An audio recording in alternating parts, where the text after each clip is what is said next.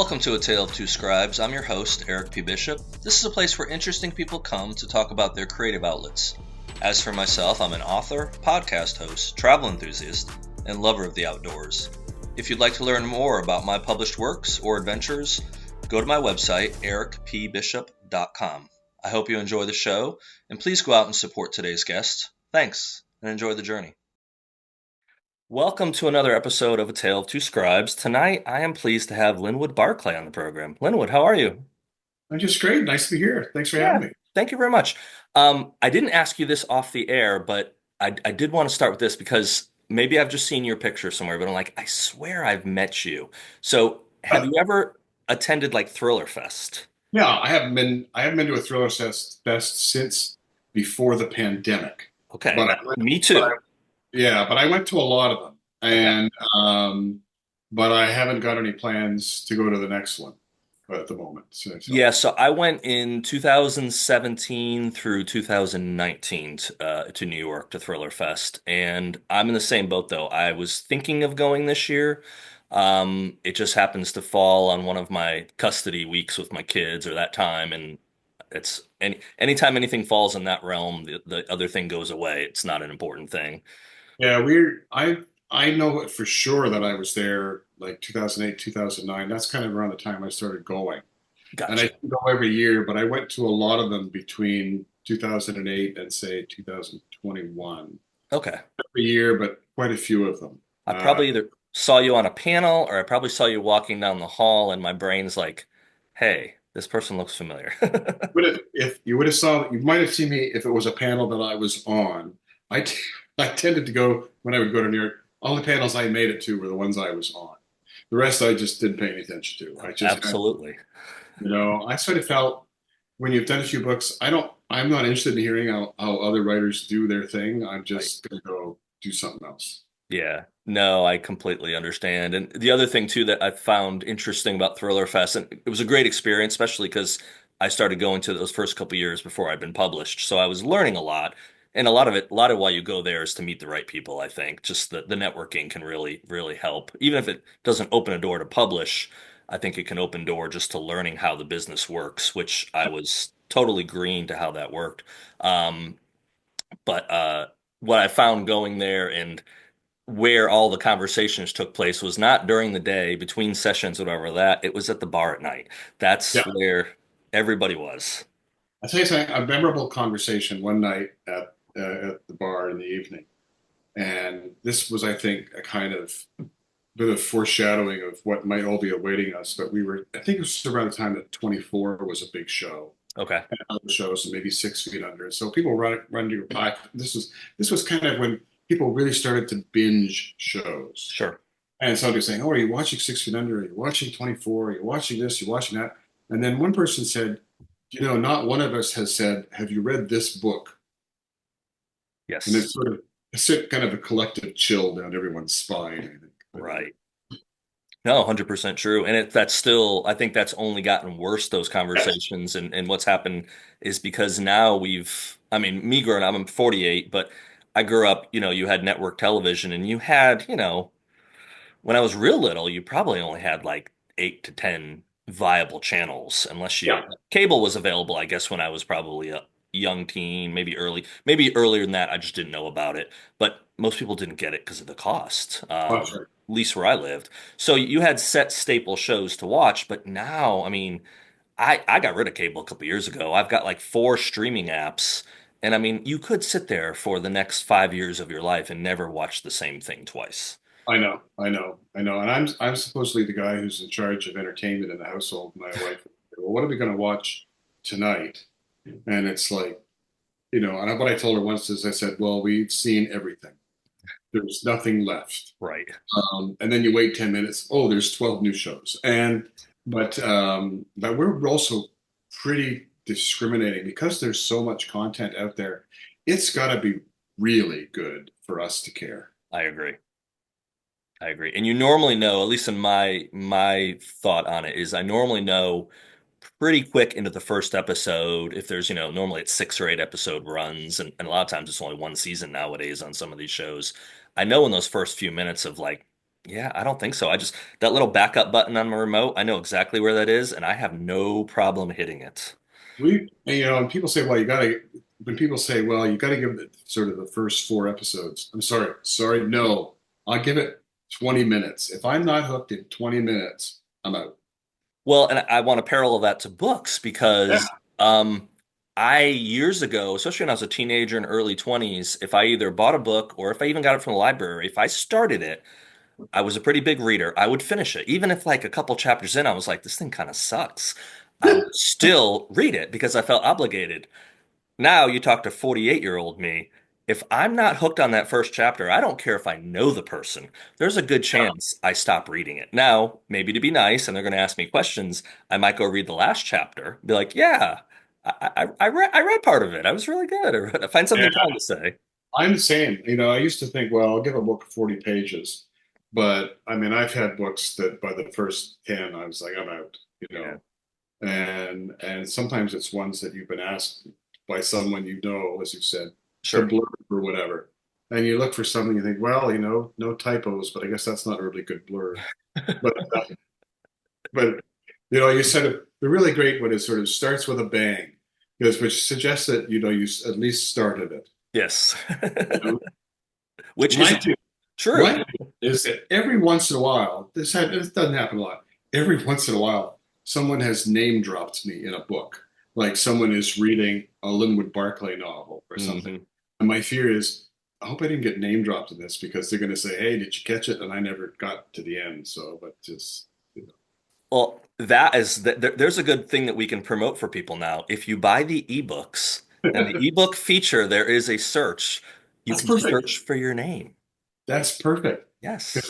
Peter James has put my name in a book. Stephen King has put my name in a book.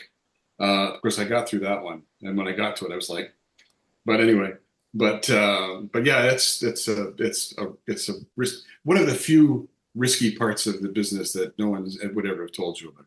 Right. So when I was first getting going and doing this, I would run contests always to like just give away names. I'm not a name that I can't give away a name at like a charity event and have people bid on it. No one's gonna care to spend money. So I would do a contest for people to say, hey, if you'd like to be in my next book, do X, Y, and Z. And so I did one years back, several years back, and it ended up being a really pivotal death scene in my second book. And just it happens that one of the fellow writers I know submitted it and they got picked. And I was actually out downtown Hendersonville, North Carolina last night. And that pivotal scene, I moved it to Washington, the restaurant, but the concept of that restaurant called Postero has a bank vault in it. So I use that scene in Washington, D.C. to basically save the president. But in the scheme of saving the president, this character, Ama Adair, is going to die this epic death. So I walked by the restaurant last night, saw the restaurant. I take my kids there once or twice a year. It's a pretty nice restaurant. Took a picture and said, "Hey, I just thought of killing you by dropping a building on you. I hope you're doing well." And sent the picture. Loved it. She got a response back. She goes, "Yeah, only writers can say that to each other and really get joy out of knowing you died there." I always felt like a real kind of Grinch. I have been asked a couple times about raffling off a name to put a character in a book, and I just find it's just one more thing that I don't want to have to think about Gotcha. because I might change that character. I might get rid of that character. I might, and I've got to remember that I got to keep this character because of some auction thing, and I don't need it. The only time I've done it is one time my niece asked if she could have a character named after her in a book. This was years ago, and I said, "Do you want to be the social worker or the dead hooker?" And she said, "Can I be the social worker?" I said, "Done." That was so. Done. I made her a social worker with one arm. So I don't know. She was okay. She was okay with it. That's hilarious. So, it's such a fun process, though, and yeah, I totally get it can complicate it for sure. And I now keep a spreadsheet that I can just keep, not even just for like a cameo thing. I just want to keep track because I've got like spider webs going with several different series, and I have to keep track of like which character I'm putting where. And I thought, oh, I'll keep it in my head. No, by three books in, I'm like, I need like a Bible. I need a Bible in a spreadsheet. I worked finance by day, so I know Excel really well. So I can just have separate tabs for each book. I can do searches by the names, and I've got it worked out pretty well. And I use it now when I'm writing. It's coming in handy. I've done. I have done. I think one time I was reading a book and I had this character named Gordon, and halfway through the book he became George. I don't know how that happened. And then another time, I think I was doing edits on a previous book and then still working on a new book, and I started writing the character name from the other books, managed to sneak its way into the other book, and I started. So things happen. It does happen. I actually my fifth book comes out this summer, and the copy editor just sent me final copy edits back yesterday. And they always give me a note of basically like, hey, I saw this, or this was a probably kind of a pattern I saw. And one of them was a thing about a name. Well, in some of the chapters, you had Clarissa named this, or a couple of the lines, you had Clarissa named this way, and but you spelt it a different way another. And I swear to you, I read it and I'm like, who the heck was Clarissa? Who did I name Clarissa? What was that character? It was a very minor role. I had to search it. Oh And yeah, I yeah, yeah. totally get it. Totally get it. Too many names. So, um, well, before we dive into the books, I want to talk about your background. And first thing I want to talk about is in reading your bio, I saw that you actually were born in the United States and your parents moved, I think, when you were four. Yeah, Um, just before I turned four, moved to did you Canada. live in Connecticut by chance? Yeah. Did I see that? Okay. So I'm a Connecticut native, so we're simpatico. So I technically was born in New Haven, but Okay. We lived in Darien. I was at a Candlebox concert in New Haven and we got our tires slashed after that show. So I have good memories of New Haven. It's a wonderful place. I've said a lot of my books in Milford, Connecticut, because Yeah. for years and years, when my father's two sisters were still alive, we would go down and visit them every year. Okay. The last surviving one died in like way back in 1996. So I haven't been there since then, but we used to Gotcha. go down almost every year to Milford. Yeah, so I grew up in Newington, which is kind of right in, it's just outside of Hartford, about 10 minutes south of Hartford. I've actually got family coming down this week from there. My son graduates Friday night, so I got family coming down this week from it. But it's always home.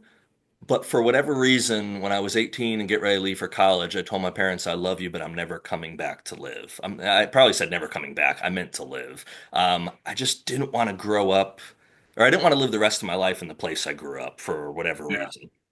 I get it. Um, but it's still wonderful. And then the other connection we have, and I want to talk about your background, is I told you off air, I've got a newspaper connection for you. So when I was 10 years old, I started delivering newspapers for the Hartford Courant, which I think started in like 1764 or 74 or 84, one of the fours in there.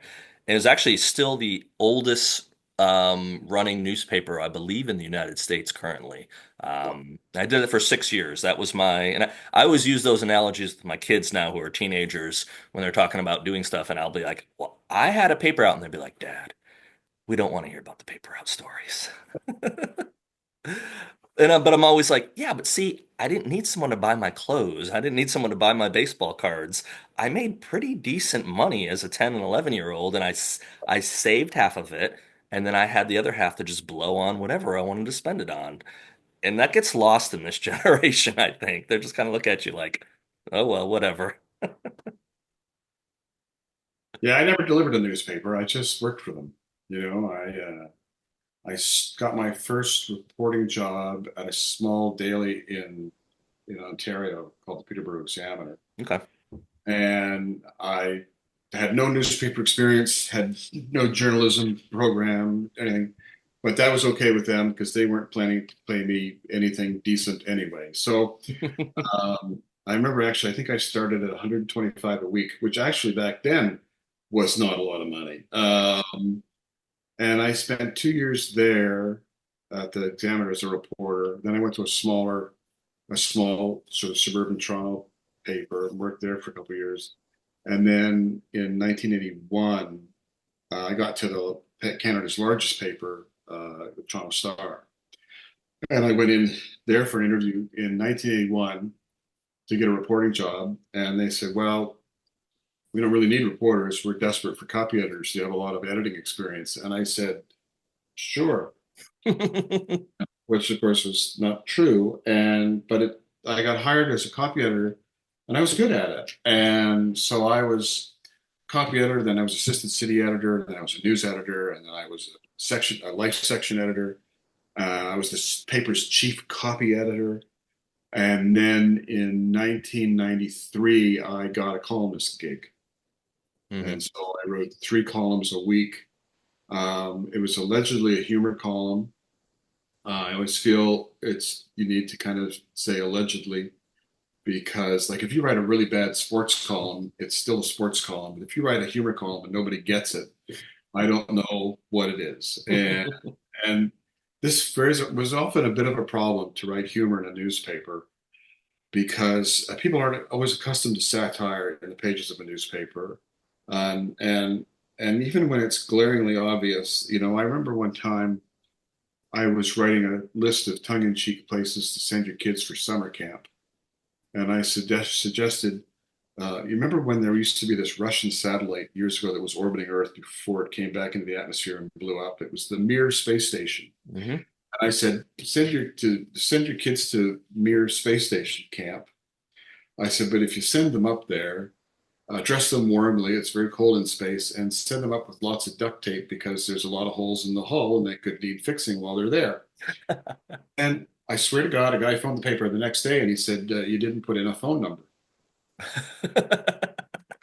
So, and Oh goodness. I imagine being his kid, I guess where you're going. You're going right up there. That's where you're heading. And as soon as I get the phone number, you're gone. And so it was always some bizarre thing that people would just think, oh, well, it's in a newspaper. It's got to be true. It's got to be true. Yeah, no, absolutely. Well, it's interesting. And then you worked until you published your first book. That were you there the whole time? Well, I wrote 5 novels. Well, first of all, there were 4 other books before there were novels. I wrote Okay. were only published a couple. There was a memoir, there were a couple of humor books. There was a political satire book based on Canadian politician. There was a collection of columns. I did a book of totally useless advice for fathers. But the first novel, Was that what the title was? Bad Move. No, no, Uh, the other was a humor book. The first novel was called Bad Move. okay. Came out in 2004, and it was about a character named Zach Walker. It was the first of 4 sort of comic thrillers. Like some people compared him to sort of Carl Hyacin kind of stuff. Hmm. So I was still writing like 130 columns a year, and I did a novel a year, Wow. and collectively those 4 books sold about 80 copies. And and then I wrote. My agent said, you know, you should switch gears. Funny thrillers are a very small segment of the market, and there's very few Hmm. people who do well with them. There's Carl Hyacin, there's Janet Ivanovich, but it's a narrow niche. She said you should don't write it anymore of a series. Write a quote like a big book, a big thriller. Okay. And so I thought, well, what will I do? And I'd come up with an idea and I'd send it to my agent. She'd say, I've read that before. But one morning I sent her an idea at 8:30 in the morning, I emailed her this pitch. And I said, because this was an idea. I woke up at 5 o'clock in the morning with this idea. Girl wakes up. She had a big fight with her parents the night before.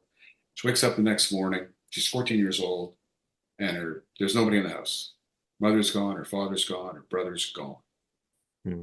And 25 years go by. She's never known what happened and why her family vanished in the middle of the night. Or did somebody come in and kill them and somehow miss her? Or did they Hmm. decide to leave and not take her with them? And which would be worse? Would it be worse to find out that everybody in your family was dead or that they were alive and didn't want you? Yeah. So I sent her this note at 8:30. She phones immediately. She said, that's it. That is the greatest Write pitch. that book. That's the book. She said, because she likes to know everything, she said, what happened to the family? And I said, I have no idea. She said, that's okay. You'll figure that out. So that book changed my life. So that book, suddenly we sold that book a better deal in the US. We sold it in Germany. We sold it in the UK. And it became the biggest selling novel of the year in the UK in 2008. Oh, Millions of copies. So that's when I left newspapers. yeah. That's when, yeah. Um, and before we talk about how that transition happened and then you start this new life, what got you to that spot where was it before you started working for newspapers that you always like had an interest in writing, or did that kind of take place while you were No, I pretending to was be a copy editor and all the other stuff. So, no, I knew really early. Like when I was 11, 10, 11 years old, I was writing stories.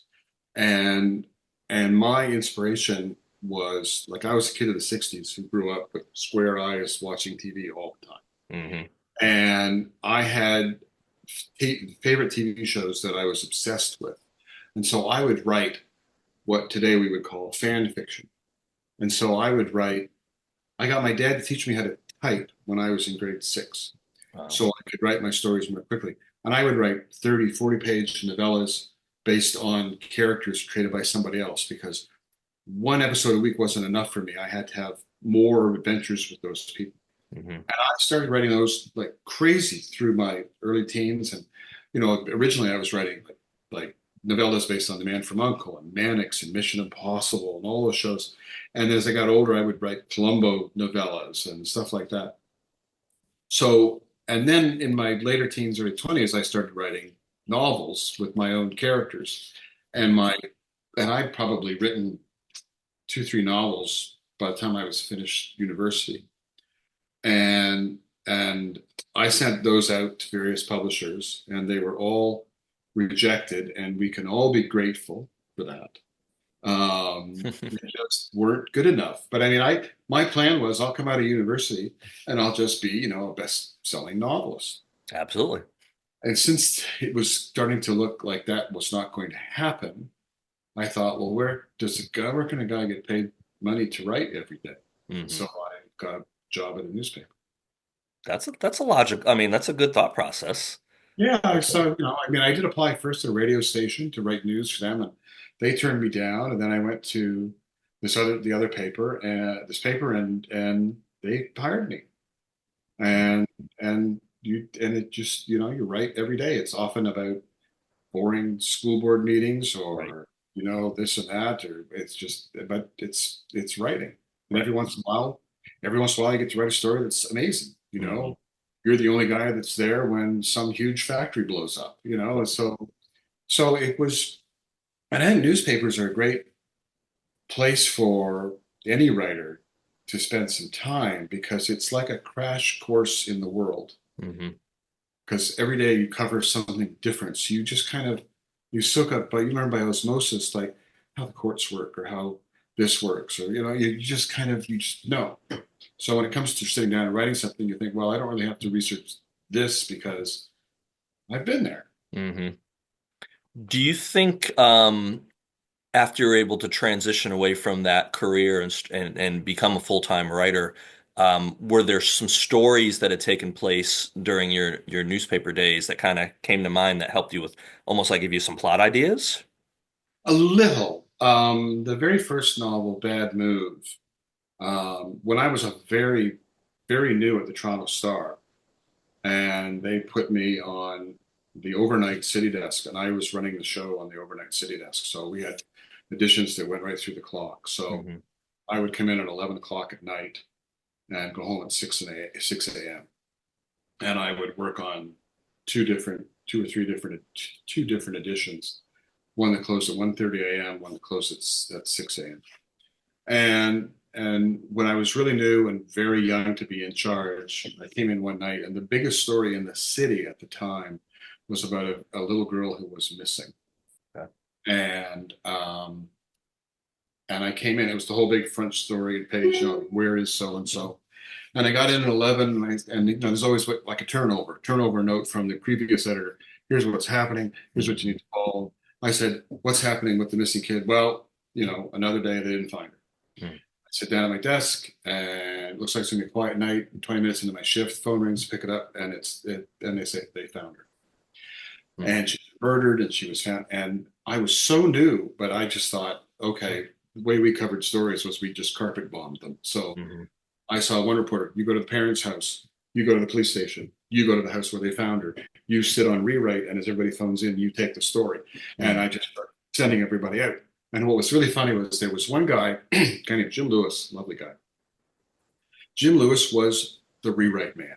He sat on the desk on rewrite with the headset, and he wrote. People called in, he wrote down, and he put stories together, or he made his own calls. He'd call anywhere in the world. And Jim Lewis hadn't left his desk in 10 years. That was his job. Hmm. I hadn't been there long enough to know that. Hmm. So I pointed to Jim Lewis and I said, "You go to police headquarters." And he went, "Okay."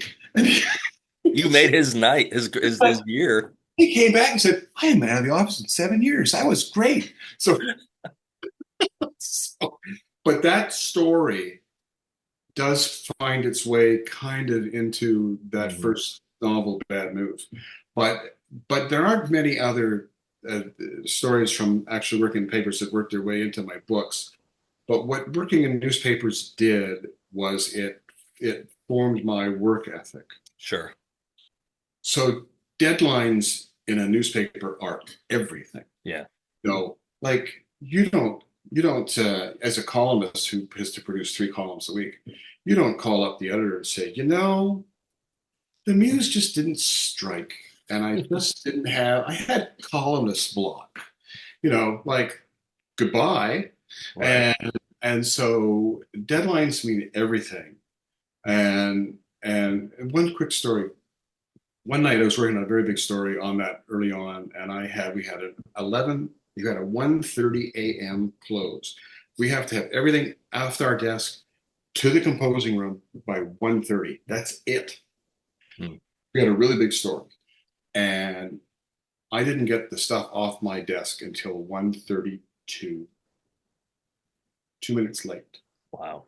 The next night, the managing editor comes over to see me, and he said, "You did a great job last night, but you can't be late. Yeah. Because if you're late, the pay stuff in the composing room is late. It gets onto the presses late.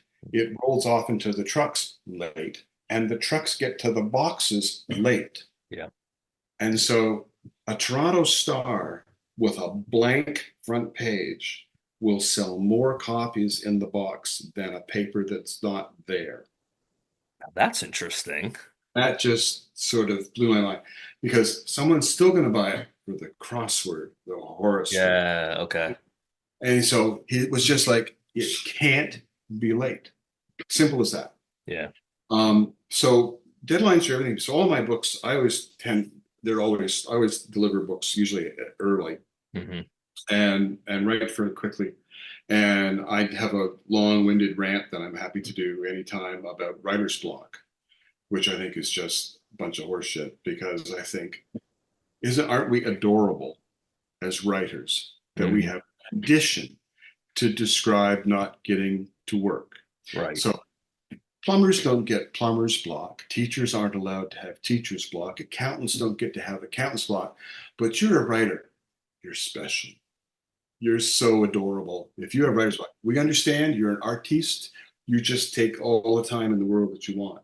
Well, my feeling is produce. Yeah. You sit down and you go to work.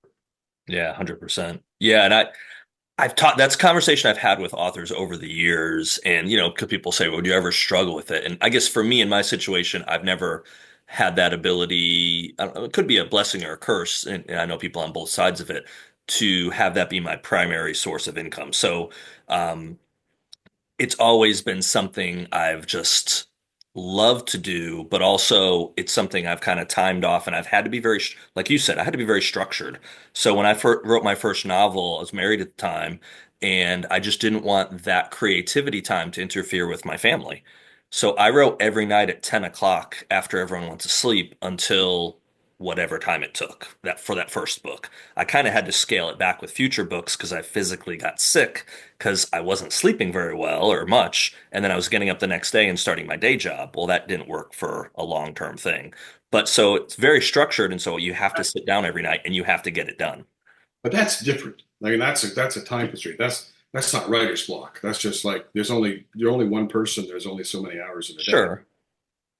But if your job is as a writer, and that's what you do, and that's your whole job, and you're sitting around mulling it over, waiting for the muse to strike for 3 months, I gotta have no time for You know, sympathy. that. None, just none. I can completely understand it. Completely understand it. Um, So let's fast forward or go back to where your first book, um, or not, well, for the one that basically allows you this job Yeah, as a full time to be a writer. that's Um, book number five. Yeah, yeah, so that kind of, but that kind of sprung you into all kinds of different stuff because you've also, in your background, you've done some screenwriting, you've had some books that have been adapted. yeah. Can you talk a little bit about that? You've had one of the books or one of the series was adapted in France, I believe. Two actually. One, the Two. second, The Accident was turned into a series in France, I think in 2017, Okay. and my book No Time for Goodbye was adapted for French TV and ran actually 2 weeks ago, and was a huge ratings hit, which is nice. Oh wow. Um, and then one of my books, Never Saw It Coming. I adapted it myself and wrote it for screen. It was made in Canada. Eric Roberts is in it. Emily Hampshire from Schitt's Creek. It's never gotten out of Canada. It's a small movie. I'm proud of it. It has never has never had a wide viewership. Okay. And I have lots of other screenwriting experience and little to show for it. I spent back in 2019, somewhere in there. Martin Campbell, who directed two of the James Bond movies, directed Casino Royale. Okay.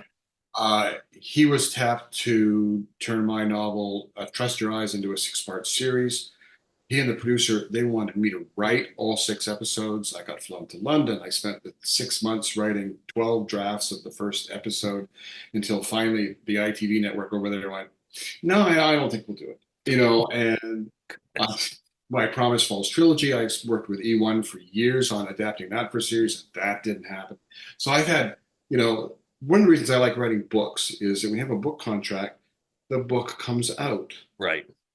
Whereas TV stuff, movie stuff, I mean, it's several years ago, that same book that Martin Campbell wanted to do a series, a book called Trust Your Eyes. Warner Brothers and Universal had a bidding war over that book, and like back when it came out in 2012 or whatever it was, and they attached Todd Phillips, who directed Joker, to make that into a movie, and they did two drafts of the screenplay. I wasn't involved in that except they asked me to read them, and that didn't get made. Hmm. And so, welcome to Hollywood kind of thing. Yeah. And that's the part that people outside the industry or don't know how things work have no idea. Because that's the most common question I think I hear from people, like even for my books. Well, when will we see a movie thing or have the rights been bought? And so I'll normally go and if it's someone close that I'm willing to spend a long conversation with, I'll kind of break down for them how it actually works.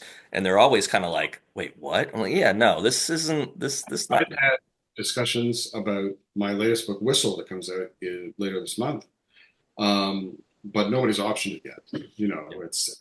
And even if somebody does, I will not, and until I'm sitting in a theater or sitting at home and watching it on a screen, that's when I'll be excited. Yeah. When you're driving to the movie theater, then you're like, it's actually going to come out.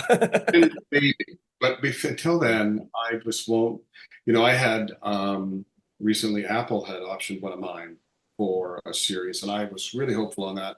That didn't happen, and so you know what? And the thing is, everybody thinks that your biggest dream as a writer is to have a movie made. Hmm. And in fact, even if one happens, like I make more money for writing books. Hmm. I'm published in lots of different markets, and the books are still my bread and butter. People seem to think, oh, if you get a movie made, you'll never have to work again. That's not true. Yeah.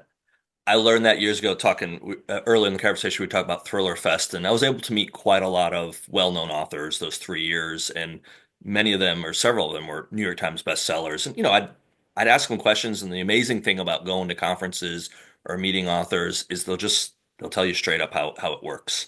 They might not want to talk about numbers, sales, or something, but they'll tell you how the industry works. And so I was having a drink with this one particular bestseller. And I asked them directly, I said, all these other authors I'm talking to are getting options made, or getting options on their books. How about you? I turn them down. So why would you turn them down? And like, well, the money's not what people think it is. And my character I'm invested in the creative side of what that character does. And I've got an ongoing series. They buy that rights. They can start making massive changes to my character. And I don't want to give up that control basically of what they're going to do to the character. And I don't know who you talk to, but that sounds like, I mean, I've had that discussion with Robert Price. Robert Crace, who's Elvis Cole I books. know, I know. I've interviewed him several years ago, so I know who he is. Yeah, And by the way, his latest one is just like best book I've read this year. But it's like, but, it's so good. The Big Empty. It's yeah. just He keeps getting better and better. So God, it's so fantastic that book. yeah, And yeah, and that's all true. And sometimes you think, well, I mean, even like I haven't even seen it yet, but the second series that they've made in France, I gathered that they've taken a lot of liberties, they've made a lot of changes, and I just sort of look at that one and I go, well, the check cleared, I'm not going to worry about it. hmm It's just that's just the nature of the business. yeah. I always think that auctioning a book is like reserving a book at the library that you never pick up. hmm It's a good Somebody, analogy, you can't get it, yeah. but we got it, but we're not going to pick it. Right, yeah. That's the side of it that it didn't take me long to learn that's how it worked, but it didn't crush my dreams because I would still love to see something happen with some of my creative things down the line. The good thing about being a writer is something else will come along to crush your dreams. Well, that's true. Especially in this, I don't know, like we talked about a little offline, and I'd like to get your take on what you've seen change with the industry because I've come in post-digital age. So, because I've a lot of the authors I've talked to over the years, and like I know Brad Meltzer and several other authors that kind of came in before ebooks were a thing, and when you everything kind of worked a little bit different when they kind of got their feet wet, and it carried over for them. But so many of us have come in after all the technology has really exploded things, and it just feels so much different. Off the top of my head, I think some of the big changes are that, aside from the fact that authors now carry a lot of the weight for promoting themselves Yeah. that used to be done by publishers, but on top of that, there was a time when publishers they would see something in your work and they would nurture you along through three, four books until you kind of got to that one that would break you out. Mm. Now, I think there's no one's that patient. It's like, well, if you haven't had a bestseller, if we can't break you out by the second book, then like we'll see you. Yep. And I think that that's very much the case, that you don't have that opportunity to kind of nurture your way through and grow in that sense. Sure. Everyone wants you to be huge right out of the gate. Yeah. Again, another thing I've talked with authors just getting into the business about, and I've they've had those kind of conversations with me, and I've told them you're better off being the one that comes in low, and your second book's a little better, and then it got you good enough to get a third book. You want that bell curve to start that way, because if you just start at the top and you get maybe you're one of those 1% of 1% that get a seven-figure deal, and you sell all these books, but your second book doesn't do as well, and then you got a third book coming out, and it does even poor. I've told people they'll drop you because it's a business. It's not personal, but you'll get dropped. It's better to have a book that you got $100,000 advance for that earned out Right. than to be a book that you got $2 million for and it only made 1.5. Yeah. So they lost money. Yeah. And now it's like, okay, so next time we're going to scale it way back. Right. Exactly. Exactly. Yeah. It's again, it's the side of it that I didn't know about. I've learned a lot, and that's the one thing I kind of tell people that reach out to me with questions is learn the business side, ask me, ask other people because the better you're prepared. And then also kind of you lose that innocence of coming in and thinking like so many people do that don't know of like, oh, I'm gonna publish a book. They're gonna pull the George R. R. Martin. So one of the times I was at Thriller Fest, I was on the security team, which was a joke, but we were assigned to kind of protect George from the crazy fans. And so we were there for one of his sessions and one of his not panels. It was just him getting interviewed, and they were asking him about his success and all that. And they said, "What's the best part of being at the level you're at?" And he's like, "The money." He's like, "The money." He said, "When they pull a dump truck into your driveway and dump the money in it," he goes, "It's great." He said, but the fame, because someone asked him, then they asked him about the fame. He's like, the fame is horrible. He said, I used to be able to walk around New York City oblivious to anyone, anything. Now, he's looked at us kind of like I have to have these security guys with me when I go places because, and of course, he's also super recognizable. So he's one of those Yeah.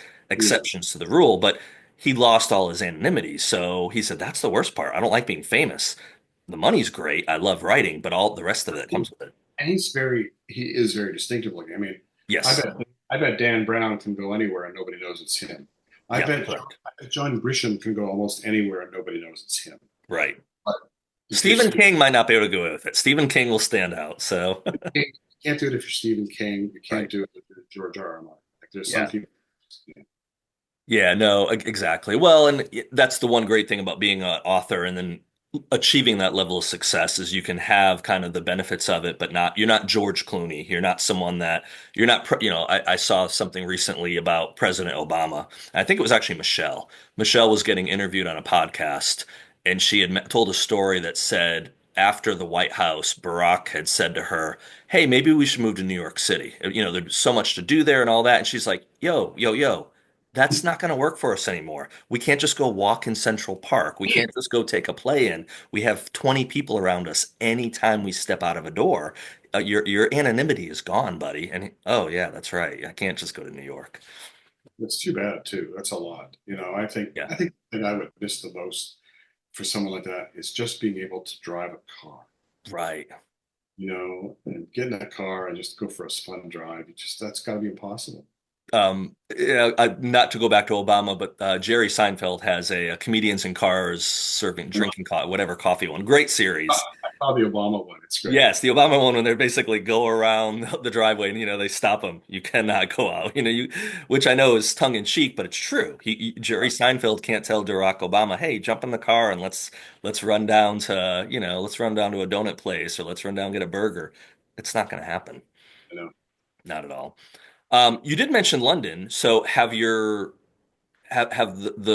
world of novels opened up other travel opportunities for you? Oh yeah, I mean, since 2008, let's say, we've gotten to places that we would never have expected to get Mhm. to because the books. Because of the books.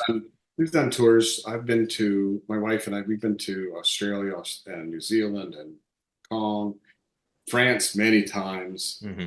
Italy a few times, got to Switzerland. And probably more than any other place is the UK. Yeah. Because the books have always. I mean, I'm going back there on June 7th Okay.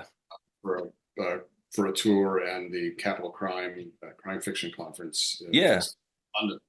So it has, and of course, but now it's reached the point. Like I just came back 3 weeks ago from a week-long tour in France, and it's reached a point now where it's no longer kind of a novelty. And I looked at my schedule and I said to my wife, "You don't want to do this." She agreed. She says it's a grind, Yeah. It's a different bunch of different hotels Right. and like it's not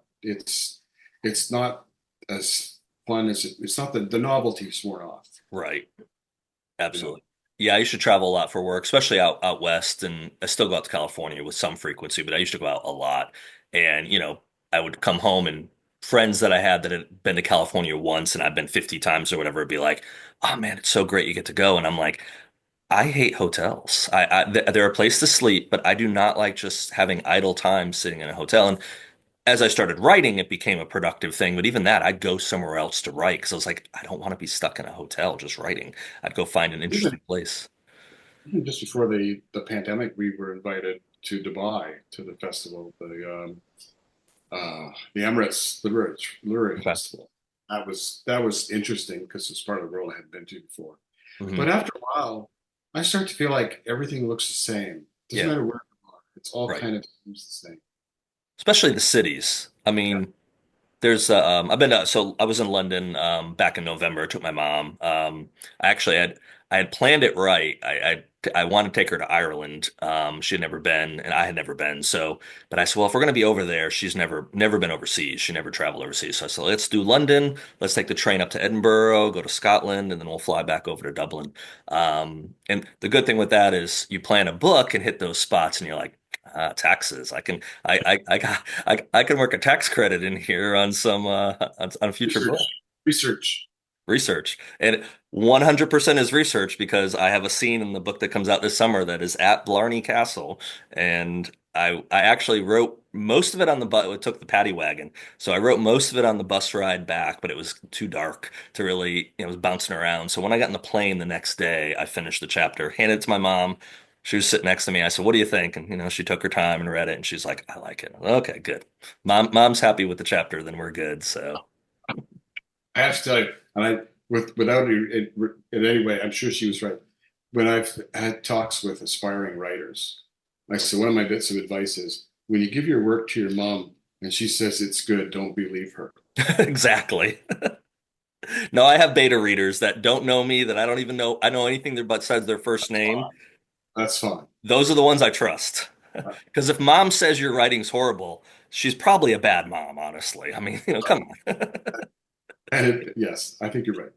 So, well, let's transition and let's talk about Whistle. So, how did Yeah, this come about? And this is more like kind of supernatural horror, right? yeah, it's a departure for me. I Yeah. haven't. I mean, I had a book that was out 3 years ago that was a little bit different. It was more like a Michael Crichton thriller called Liverpool. Hmm. That was a bit of a departure, but this is more of a departure. But I'd had this idea, and I just thought it was too good to not do. And so it's a story about a woman named Annie who was a children's illustrator and children's book author who has a kind of double tragedy. One related to a kid who was a fan of the books and something terrible happens. Plus, she's lost her husband, and so she decides to kind of recover from all of this. She's going to take her young son, and they're going to rent a house in upstate New York, out in the country, and just kind of put all this behind them if they can. And while they're staying at this house, her 10-year-old son finds this box of old sort of Lionel type model trains that left over that had been stashed away in a place. And once he starts playing with them, all these odd things start to happen. Like they're hearing trains in the night, even though the nearby railway line is no longer in use. Hmm. And Annie, who's used to drawing these cute little penguin figures, is now finds herself drawing this horrible looking creature, and these other strange, bizarre things start happening. And and that's half the story. The other half takes place about 25 years in the past in a town not that far away. And and that's just at the very surface. But when I started writing this, I thought this book will do for toy trains what Chucky did for dolls. Is there a way to take toy trains and make them scary and that it won't be just silly? Hmm. Based on those who have read it, they I think I pulled it off. Ultimately readers will decide. But it was just I had more fun writing this book than anything else I've done in years. It's probably the most ambitious novel I've written. It's kind of epic in some ways because it spans a great kind of long time period. Right. And I got to write some of the coolest, most imaginative scenes I've ever done. And writing, even though, there's lots of rules that still apply in writing horror or supernatural, but it was kind of liberating because when you write a conventional thriller, everything has to fit. It has Hmm. to be believable. Right. But you can do something in a horror supernatural book that you don't have to explain yourself. Right. You can do something that's really, really weird, and Hmm. it's just you're just going to put it out there, and people are going to have to accept it. Yep. And I think whether the book works or not is whether you manage to tell it in a way that people will accept it. Hmm. That and like I say, so I had a great fun time writing it. Um, when I first finished it, my publishers were not quite sure because it was such a departure. Right. Might have helped that the first person who read the book, the first draft, was Mr. King. Okay. Loved it. That's a good person to get on your side. He was on side. He was on board, and everyone kind of came around and thought, yeah, you know what? It's different for you, but we like it. Hmm. So like ultimately, readers will decide. But I had fun doing it. Um, if the book is a success, I think I might try more Hmm. than that. I mean, I actually have two more books, kind of first drafts, kind of in the drawer, done. So I'm good for a while.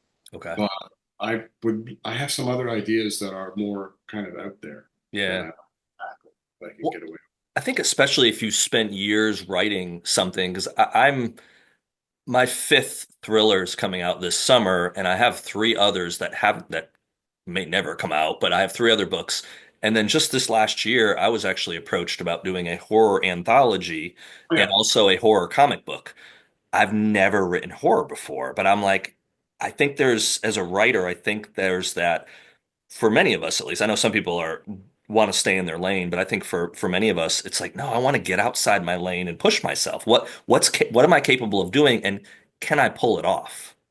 Yeah, I think that's right. And I mean, and even though this was outside my lane, it didn't feel for me in writing it, I didn't feel like I wasn't, I was still in a comfort zone. I didn't feel like Gotcha. I was feeling uncomfortable. Like if somebody said to me, well, we'd like you to write a literary novel or a romance or something, I'd think, I sorry, I can't do it. 50 Shades of Linwood's not coming out, huh?